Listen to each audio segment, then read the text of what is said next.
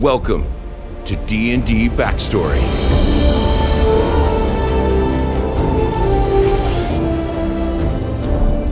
This is the origin of Ydres Eltal, the Wood Elf Fey Wanderer.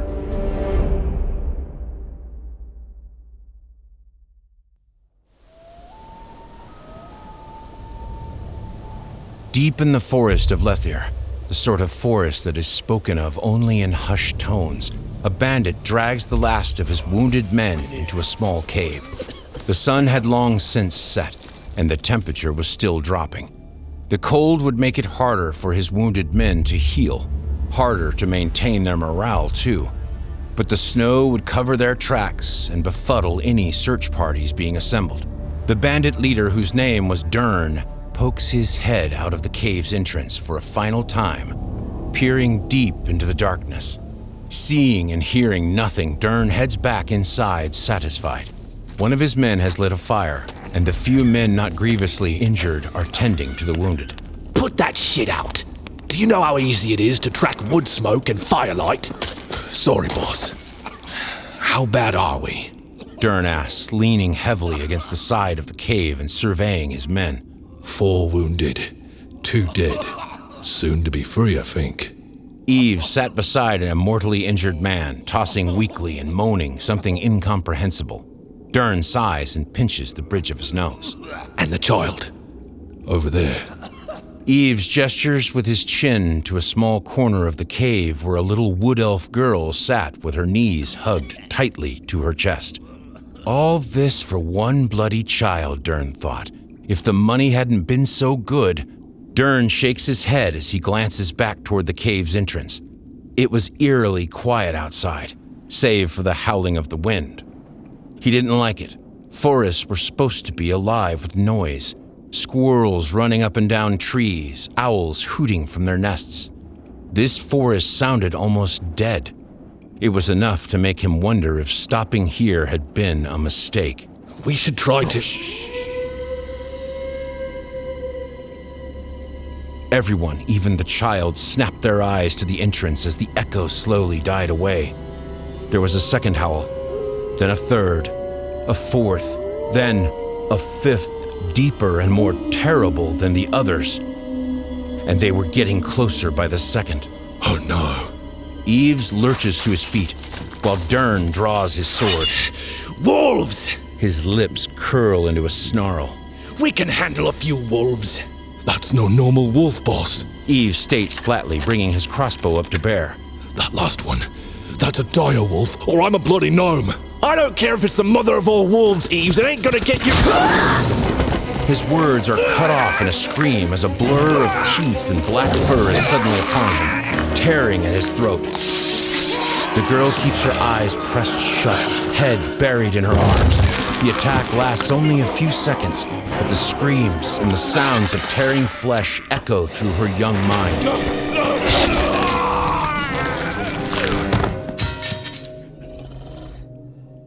In the quiet that follows, she hears only faint panting and feels a fierce gaze upon her. Eventually, Ydres Eltal raises her head and looks up. Up, directly into the eyes of a black she-wolf the size of a horse. The other wolves were not present, nor were the remains of her kidnappers, but the young elf barely registered this, lost as she was in the dire wolf's intelligent stare. The massive beast appraises her for a few moments longer, then parts her jaws. You are not safe here, child. Your people will never find you fast enough, and others seek you out for the same cruel reasons. Would you come with us? The girl blinks up at the beast, mouth agape. How come you can talk? The she-wolf lets out a sound between a growl and a chuckle. Long ago, one of your kind gifted me with speech and intelligence. I was being hunted because I was something unique and dangerous, and to cruel people that made me valuable. It is for these same reasons you have been hunted, I think. I would make good my debt and aid you as he once aided me. Would you run with the pack?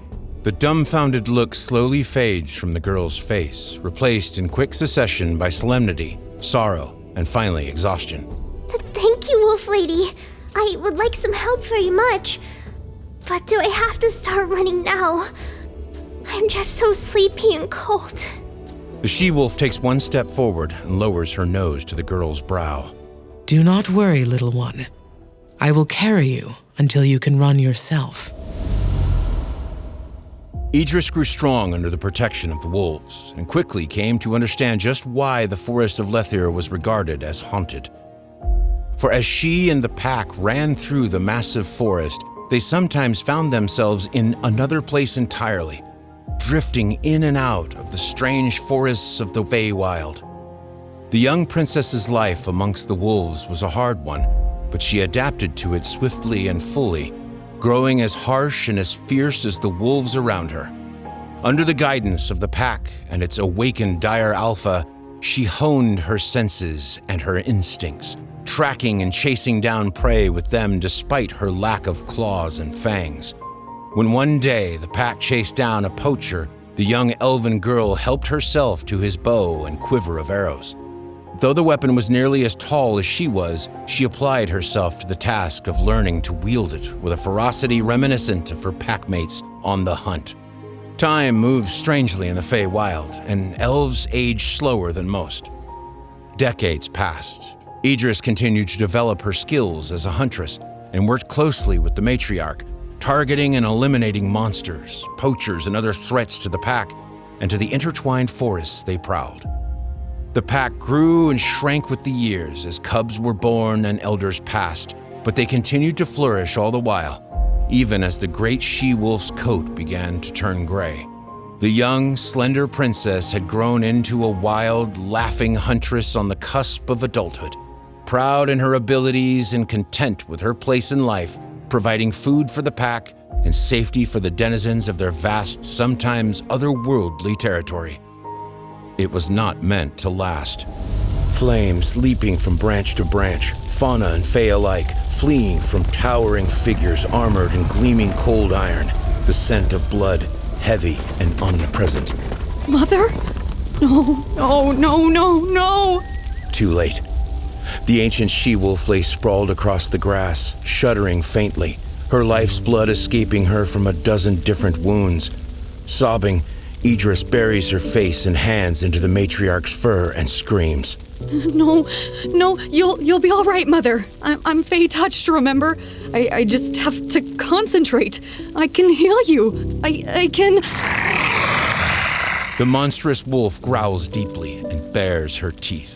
You will not dishonor me as such, girl. Look at me, Ydres. Dry your tears. The young woman clenches her fists and her teeth, then slowly raises her blood-smeared head to meet the matriarch's eyes, struck powerfully by the memory of the first time their eyes had met. You are strong, Ydres. You are a mighty hunter, an unparalleled tracker, a worthy packmate. But you are so much more than that, girl. You are a guardian of nature and of our people. It is long past time that you expanded your territory, child. It was selfish of me not to send you away sooner. But I am glad you are here with me. You shaped me well, Great Alpha. You saved me, turned me from a helpless child to who I am today. I will do as you say and go. But I'm glad I'm here too. The two are silent for a moment. Ydres pulls the great she-wolf's head into her lap and gently runs a hand through her fur. The matriarch gives a deep, shuddering breath. Range far, Ydres, and trust your instincts always. Goodbye, daughter. Goodbye, Mama.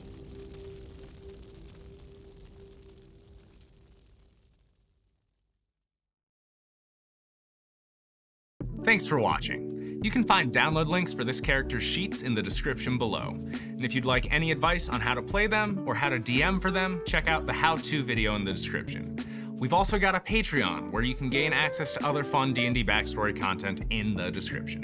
To find all of our other characters and how-to videos, head over to the channel by clicking the D&D backstory below.